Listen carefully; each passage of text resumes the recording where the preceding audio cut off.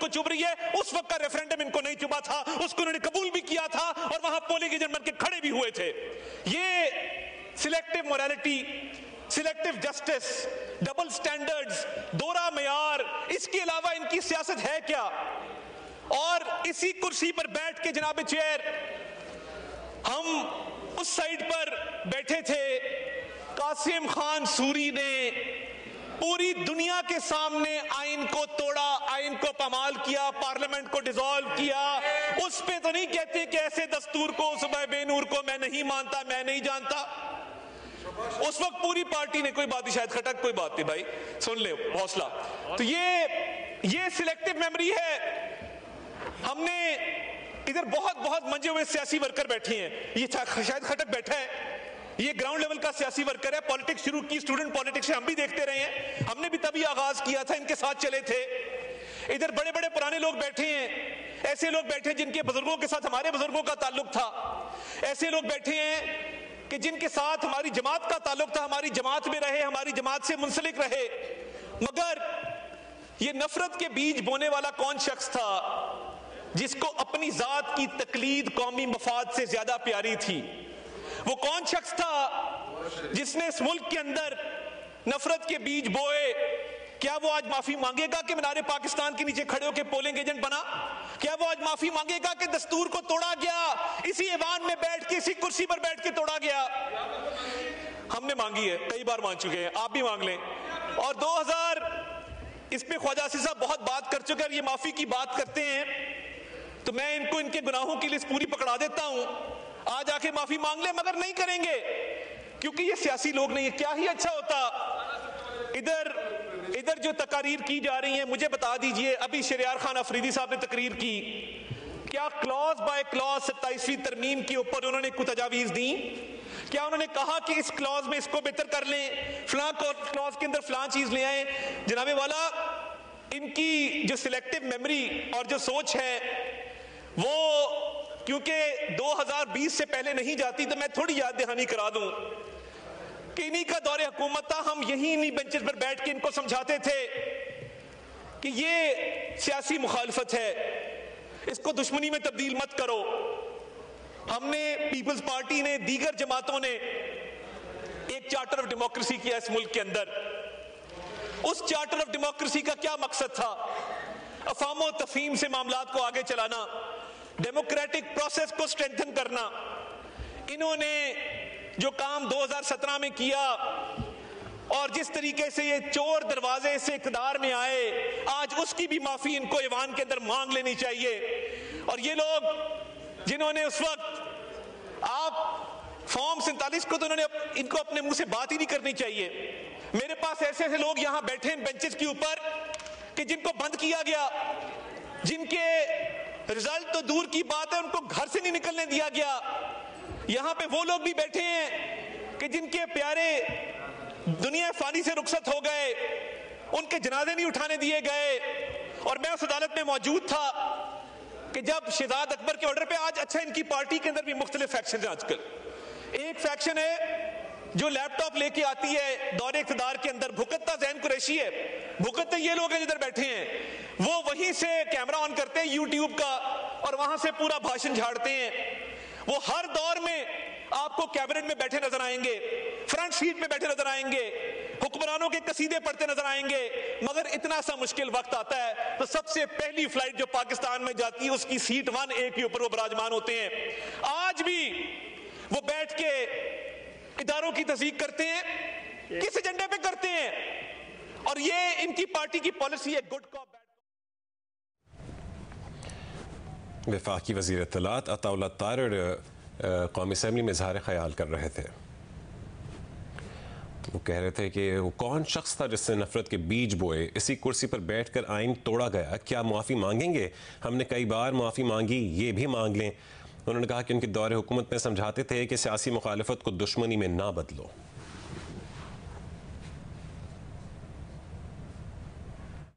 बने तो आज इतना सीनियर आदमी, इतना सीजनड आदमी, आप उनकी तकरीर का लुब्बे लबाब निकालें तो सिवाय काबुल के उसके अंदर दूसरी कोई बात नहीं थी. क्या ही अच्छा होता, थोड़ी पढ़ाई कर लेते.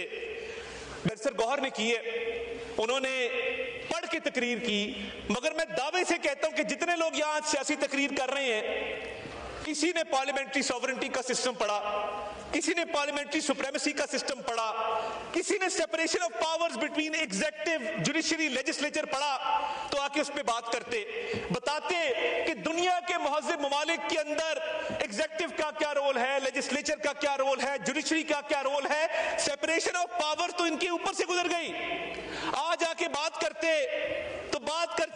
कॉन्स्टिट्यूशनल सुप्रीमेसी की, बताते कि जी हम एक आपके लिए डॉक्यूमेंट लेके आए हैं, हम चाहते हैं कि इस डॉक्यूमेंट को भी पढ़ा जाए, मगर क्योंकि वीडियो बनाकर सुबह बेनूर लिखना आसान है, तो ये आसान रास्ता चुना गया। क्या पार्लिमानी पार्टी की जॉइंट ऑपोजिशन ने मीटिंग बुलाई? क्या कहा कि हम बैठते हैं और एक एक शिक पे बात करते हैं? वो नहीं करेंगे। जिस चीज पे ज्यादा लाइक्स आएंगे, व्यूज आएंगे, जो बड़ा तमाशा खड़ा करेगा, वो बात यहाँ पे करेंगे ऐवान के अंदर। 27वीं तरमीम पे बातचीत आज की शुरू नहीं हुई जनाबे वाला, ये चार्टर ऑफ डेमोक्रेसी से पिछले 20 साल से कॉन्स्टिट्यूशनल कोर्ट्स की बात जारी है।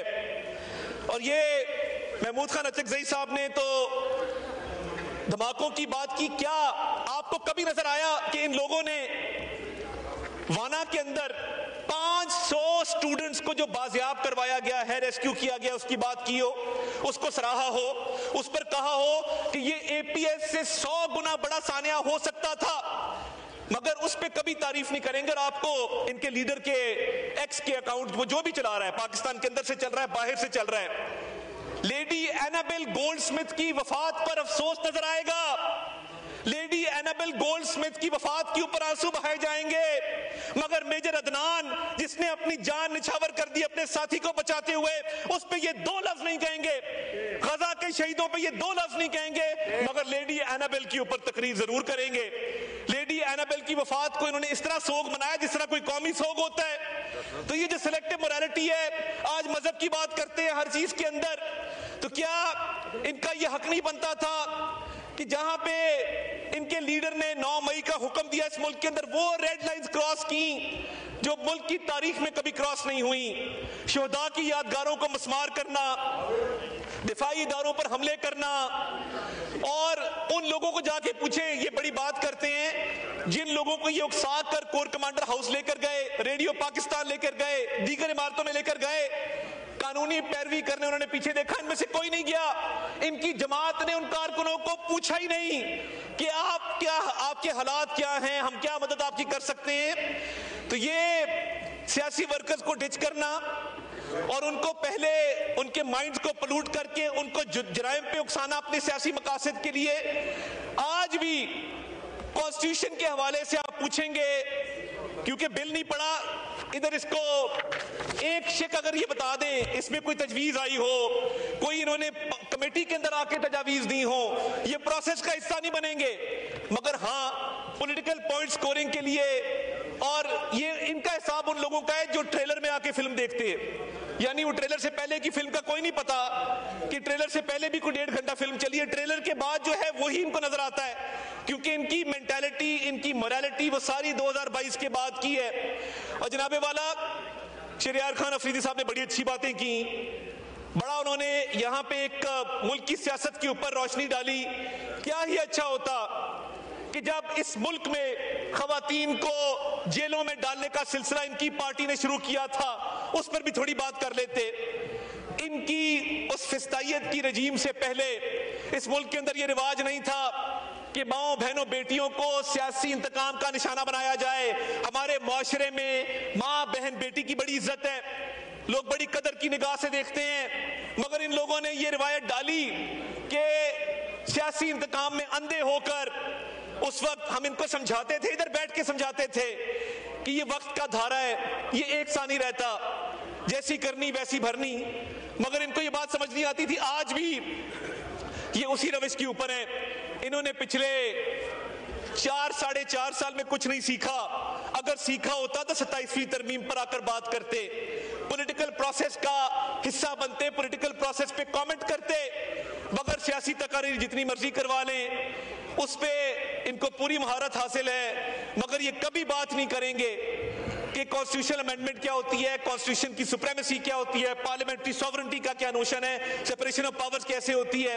اور جناب والا اگر تھوڑی سی ریسرچ کر لیتے, تھوڑی سی انگریزی پڑھنے کی زحمت کر لیتے, تو آج یہاں پہ ہاؤس کے اندر ایک پروڈکٹیو ڈسکشن ہو رہی ہوتی.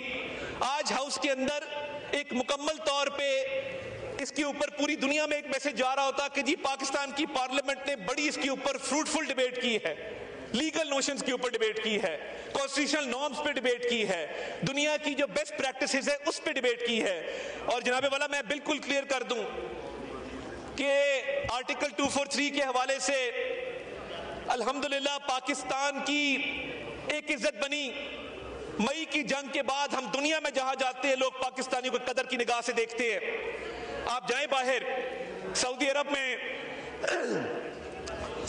میں جو اسٹریٹجک میوچل ڈیفنس اگریمنٹ ہوا, جو economic cooperation frame work launch ہوا, پاکستان کے جھنڈے 25 کلومیٹر ریاض شہر کے اندر میں نے لگے خود دیکھے.